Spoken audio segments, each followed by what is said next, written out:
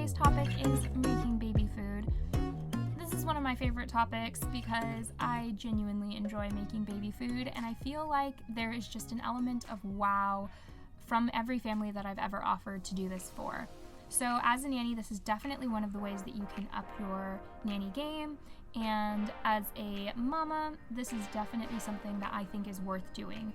So today we're going to be talking about the why, the how, and the what.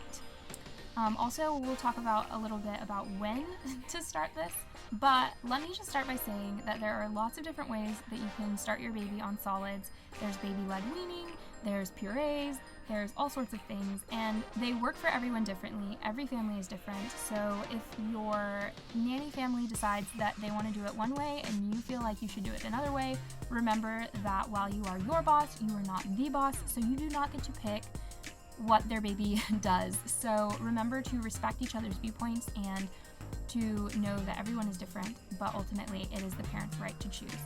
So the first question is, why should I make my own baby food? For starters, it's just healthier. It's just better to be making your own food. You know exactly what's going in it, and you can make foods over time that baby likes once you start to know their likes and dislikes, and you can also easily avoid allergies if they start to develop, early signs of allergic reactions or intolerances. You can tailor your baby food making to that. You also are always making these from raw ingredients, and so it ends up being way more affordable than buying jarred baby food in the store. So honestly, it's cheaper, it's fresher, and it's tastier because you can add in herbs and seasonings as you wish and really start those as early as when you start your baby purees around 6 months. So honestly, it's just way more fun to do, and it's cheaper and better, and just everything about it is better than buying it in the store. There is, I will say, the factor of getting it in the store because of a government program. I do have families that in our area, there are government programs to support new mothers, so they do get baby food for free. And one mom asked me if I thought that she should forego that free food for making her own because it's healthier and better. And ultimately, while I say it's healthier, it is in a sense that it's fresher, but honestly, baby food, store-bought baby food is not unhealthy. And if you're getting it for free, go for it, because there are a lot of expenses that come with a baby, and so if one of them is something that you can entirely avoid, do it. But if you are not in that position, then making your baby food is a great alternative to buying expensive pre-made baby food. My top choices for when I'm first making baby foods, they are the most cost-effective and the healthiest and most variety out of this list that you can start a baby on, and these are almost all first start baby foods. So there's kind of a long list. So carrots, lentils. Obviously, when I'm referring to these, we'll get to the part of whether that should be pureed or smashed or whatever. But for now, I'm just listing the foods that I use. Carrots, lentils, beans, rice, pears, pasta, cheeses, chicken, ground turkey. And pretty much anything else can be added to this list. Over time, your baby, you'll slowly start introducing different things to them so that they reach the point that they're, real humans that can eat anything. But those are what I typically start with. They are pretty neutrally flavored. Definitely try to have one big day where you just make a ton of baby food. If you prep them all while you have the cutting board out, while you have the knife out, while you have the Instant Pot out, and the colanders and just all of the blending tools that you'll be needing, while you have all of that out, doing it all at once, and then putting them into these adorably small containers and putting them in the freezer and the fridge is ideal. So honestly, there are a few ways that you can store baby food when you're making it in bulk that I'll go over because it lasts quite a while in the fridge and freezer. But by and large, most of the baby food that families want you to make will just be fruits and vegetables pureed in a food processor, which is the easiest way to make baby food in bulk. So pretty much no matter what food you decide to make, there are 5 simple steps. Choose a recipe to make, so choose which fruits and vegetables you're going to combine. Wash your hands and prepare your cooking utensils and ingredients.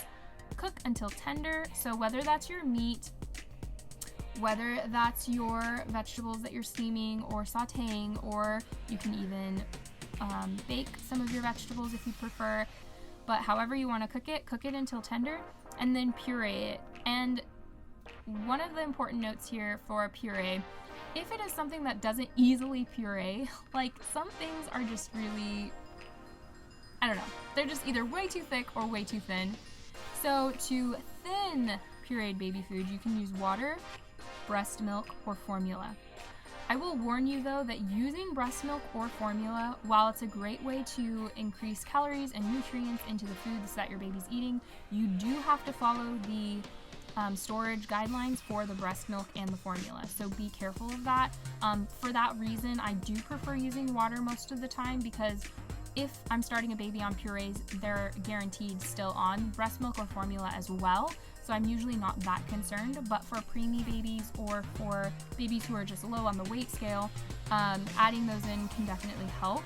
But like I said, you'll just need to be aware of the storage guidelines for the breast milk and the formula. To thicken baby foods, I use bananas, potatoes, and baby cereal. Those are my go-tos for sure. It's so easy to just blend those in, and usually it doesn't change the flavor too terribly much. I like to kind of follow Gerber's guidelines because I myself was a Gerber baby, being a 90s baby.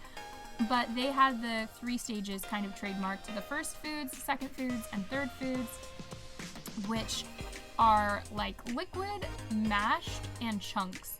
So the liquid is pretty much straight puree, like there is no texture to that whatsoever. Mashed, there's a little bit of texture, like ever so slight texture. And in the thirds foods, those are like chunks where baby actually needs to at that point have enough teeth to be able to chew. So pediatricians recommend starting to introduce solid foods around 6 months old.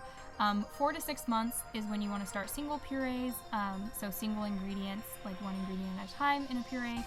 And it says 4 to 6 months because some babies are just chunks. Like honestly, most of the babies that I've worked with, they usually want purees or solid foods like to start baby-led weaning way earlier than 6 months. And so 4 months is kind of what I usually end up starting them at. But anytime between 4 and 6 months, you are a-okay to start. 7 to 8 months, you want to combine different ingredients together and start getting them into a little bit of texture. Some strained or mashed foods is totally fine. And then 9 to 12 months is when you want to do chunks or like small chopped or diced food that needs to be chewed. And usually at that point, it's kind of like the baby can feed themselves, and you're just there to make sure that they are coughing or gagging and not choking. Also, I want to take a quick moment to say that I am not a doctor, so if your pediatrician says otherwise, definitely check with them before you start your baby on solids, just because every baby is different, and so they might have an opinion one way or another, but definitely check with your own pediatrician before starting. And then at a year and older, solid table foods like normal, like I call them normal human food, they can eat pretty much whatever at that point. Another quick note is that any food introduced should be followed by the 3-day rule. So what it basically means is that you don't introduce more than one new food within a 3-day increment.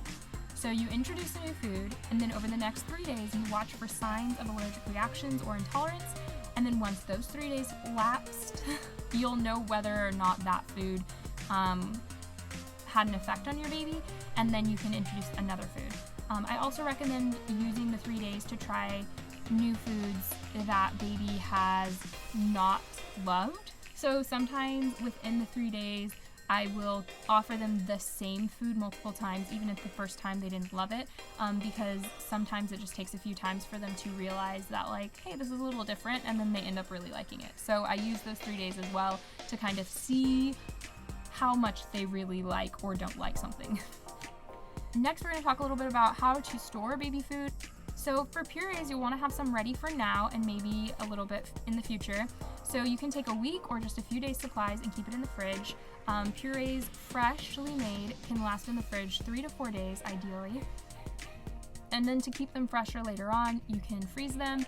I like to freeze mine in ice cube trays or in muffin tins and then let them completely freeze solid, and then pop them into Ziploc bags with labels including what is in them and the date that I froze them. Those can last for 3 months or longer, and then you can thaw each individual portion in the microwave, or you can do it on the stovetop depending on what it was. And usually if I know that I'm running low on something that's in the fridge, then I'll pull it out of the freezer, stick it in the fridge, and then it'll thaw by the time I need it just being in the fridge, if it's not something that you want to warm up like a fruit or vegetable possibly.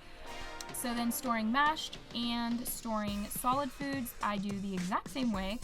Storing solids, there's literally no difference than you making batch food for yourself and freezing it or putting it in the fridge. And then storing mashed food, I usually don't really do that any differently either. Those are the ones that I usually will put in refillable squeeze pouches, and the family that I made them for, we would just put them in the fridge because they would go through them so quickly, which was totally fine. But yeah, you can also freeze them in ice cube trays or muffin tins as well, the same as purees. So ultimately, should you make your own baby food? Yes, I totally think you should. It adds so much value to you as a nanny. It's so good for your baby. It's way cheaper. And honestly, you get to kind of watch your baby try all these new things and know exactly what they like or don't like. And you can make these all from organic products if that is the way that you go. So it can potentially be healthier, and just overall it will be fresher. So I definitely say you should make your own baby food. Check in every Saturday for more nanny tips and tricks. And if you want to show support for all the work that we do on here, you can always like, subscribe, and share. Feel free to comment below if you have any questions or comments. And I hope to see you guys all here regularly on Saturdays. Until next week, bye guys.